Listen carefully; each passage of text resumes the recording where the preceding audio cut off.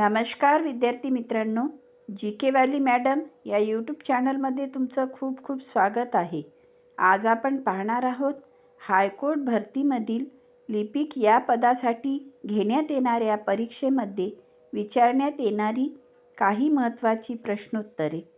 मित्रांनो, जर तुम्ही चॅनलवर नवीन आला असाल तर चॅनलला सबस्क्राईब करून घ्याल.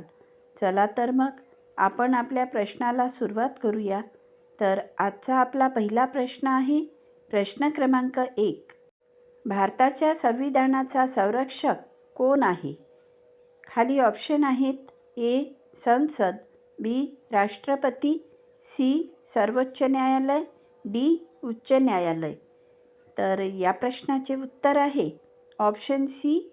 सर्वोच्च न्यायालय.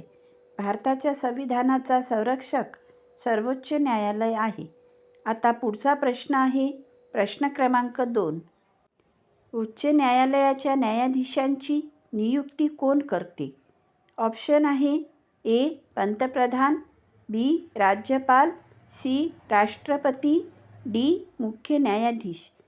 तर या प्रश्नाचे उत्तर आहे ऑप्शन सी. राष्ट्रपती.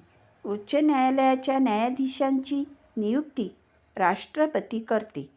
आता पुढचा प्रश्न आहे प्रश्न क्रमांक 3. उच्च न्यायालयाच्या न्यायाधीशांचे निवृत्ती वय किती आहे? ऑप्शन आहे. ए. 60 वर्षे, बी. 62 वर्षे, सी. 65 वर्षे, डी. 58 वर्षे. तर या प्रश्नाचे उत्तर आहे ऑप्शन बी. 62 वर्षे. उच्च न्यायालयाच्या न्यायाधीशांचे निवृत्ती वय 62 वर्षे इतके आहे. आता पुढचा प्रश्न आहे प्रश्न क्रमांक 4. कोणत्या अनुच्छेदानुसार उच्च न्यायालयाला रीट जारी करण्याचा अधिकार आहे? ऑप्शन आहे. ए. अनुच्छेद 32, बी. अनुच्छेद 226, सी. अनुच्छेद 136, डी. अनुच्छेद 368. तर उत्तर आहे ऑप्शन बी. अनुच्छेद 226. अनुच्छेद 226 या अनुच्छेदानुसार उच्च न्यायालयाला रीट जारी करण्याचा अधिकार आहे. आता पुढचा प्रश्न आहे प्रश्न क्रमांक 5. उच्च न्यायालयाचे मुख्य न्यायाधीश कोणाला अहवाल देतात? ऑप्शन आहे. ए. राज्यपाल, बी. पंतप्रधान, सी. राष्ट्रपती, डी. सर्वोच्च न्यायालय. तर उत्तर आहे ऑप्शन सी. राष्ट्रपती. उच्च न्यायालयाचे मुख्य न्यायाधीश राष्ट्रपतीला अहवाल देतात. आता यानंतरचा पुढचा प्रश्न आहे प्रश्न क्रमांक 6. भारतातील पहिले उच्च न्यायालय कुठे स्थापन झाले? ऑप्शन आहे. ए. मुंबई, बी. मद्रास, सी. कलकत्ता, डी. दिल्ली. तर या प्रश्नाचे उत्तर आहे ऑप्शन सी. कलकत्ता. भारतातील पहिले उच्च न्यायालय कलकत्ता इथे स्थापन झाले. आता यानंतरचा पुढील प्रश्न आहे प्रश्न क्रमांक 7. खालीलपैकी कोणत्या विषयावर उच्च न्यायालयाला अधिकार क्षेत्र नाही? ऑप्शन आहे. ए. दिवाणी खटले, बी. फौजदारी खटले, सी. सैन्य न्यायालय, डी. संविधानिक बाबी. तर या प्रश्नाचे उत्तर आहे ऑप्शन सी. सैन्य न्यायालय.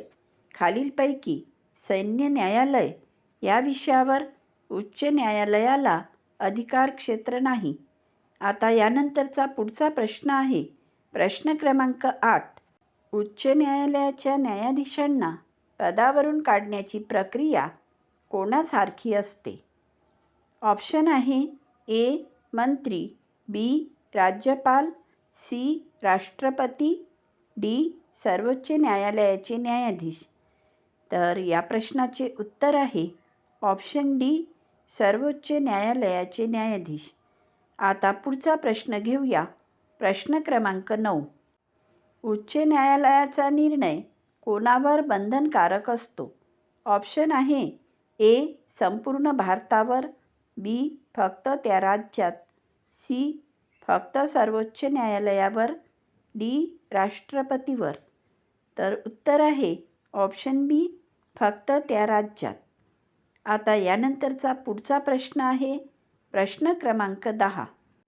उच्च न्यायालयाची स्थापना कोणत्या कायद्यानुसार झाली?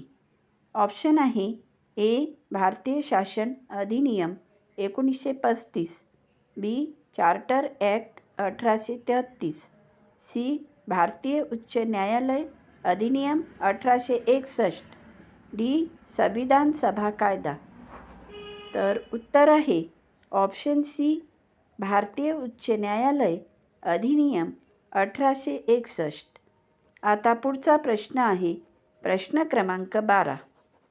उच्च न्यायालयातील न्यायाधीशांची संख्या ठरवण्याचा अधिकार कोणाला आहे? ऑप्शन आहे ए. संसद, बी. सर्वोच्च न्यायालय, सी. राष्ट्रपती, डी. राज्यपाल. तर या प्रश्नाचे उत्तर आहे ऑप्शन सी, राष्ट्रपती. उच्च न्यायालयातील न्यायाधीशांची संख्या राष्ट्रपतीला ठरवण्याचा अधिकार आहे. आता पुढचा प्रश्न घेऊया. प्रश्न क्रमांक 13.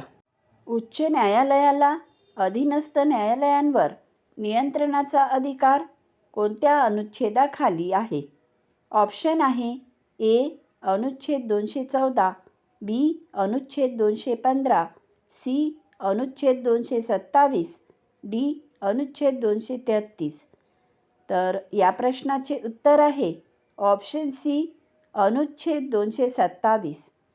आता यानंतरचा पुढचा प्रश्न आहे प्रश्न क्रमांक 14.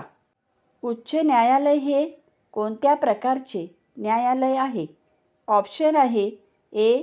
घटनात्मक न्यायालय, बी. अपील न्यायालय, सी. अभिलेख न्यायालय, डी. वरील सर्व. तर या प्रश्नाचे उत्तर आहे ऑप्शन डी, वरील सर्व. उच्च न्यायालय हे घटनात्मक न्यायालय, अपील न्यायालय, अभिलेख न्यायालय या सर्व प्रकारचे न्यायालय आहे. आता पुढचा प्रश्न आहे प्रश्न क्रमांक 15. उच्च न्यायालयाला कोर्ट ऑफ रेकॉर्ड म्हणण्याचा अर्थ काय? तर ऑप्शन आहे ए. सर्व खटले कायमचे नोंदवले जातात, बी. निर्णयांना कायदेशीर पुरावा मानले जाते, सी. अवमानासाठी शिक्षा देण्याचा अधिकार, डी. वरील सर्व. तर या प्रश्नाचे उत्तर आहे ऑप्शन डी, वरील सर्व. उच्च न्यायालयाला कोर्ट ऑफ रेकॉर्ड म्हणण्याचा अर्थ सर्व खटले कायमचे नोंदवले जातात, निर्णयांना कायदेशीर पुरावा मानले जाते व अवमानासाठी शिक्षा देण्याचा अधिकार आहे. यामुळे या प्रश्नाचे उत्तर आहे वरील सर्व. आता पुढचा प्रश्न आहे प्रश्न क्रमांक 16. उच्च न्यायालयाचा न्यायाधीश किमान किती वर्ष वकिली केलेली असावी? ऑप्शन आहे ए. 5 वर्ष, बी. 7 वर्ष, सी. 10 वर्ष, डी. 12 वर्ष. तर उत्तर आहे ऑप्शन बी, 7 वर्ष. उच्च न्यायालयाचा न्यायाधीश किमान 7 वर्ष वकिली केलेली असावी. आता पुढचा प्रश्न घेऊया. प्रश्न क्रमांक 17. उच्च न्यायालयात खटल्यांची भाषा ठरवण्याचा अधिकार कोणाचा आहे? ऑप्शन आहे ए. संसद, बी. राज्य सरकार, सी. राष्ट्रपती, डी. सर्वोच्च न्यायालय. तर उत्तर आहे ऑप्शन सी, राष्ट्रपती.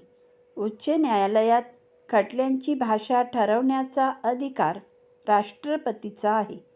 आता यानंतरचा प्रश्न आहे प्रश्न क्रमांक 18. उच्च न्यायालयाचा मुख्य न्यायाधीश कोणाची सल्लामसलत करून नियुक्त केला जातो? ऑप्शन आहे ए. राज्यपाल, बी. पंतप्रधान, सी. सर्वोच्च न्यायालयाचे मुख्य न्यायाधीश, डी. मुख्यमंत्री. तर या प्रश्नाचे उत्तर आहे ऑप्शन सी, सर्वोच्च न्यायालयाचे मुख्य न्यायाधीश. आता यानंतरचा प्रश्न आहे प्रश्न क्रमांक 19. उच्च न्यायालयातील न्यायाधीशांना वेतन कोण ठरवते? ऑप्शन आहे ए.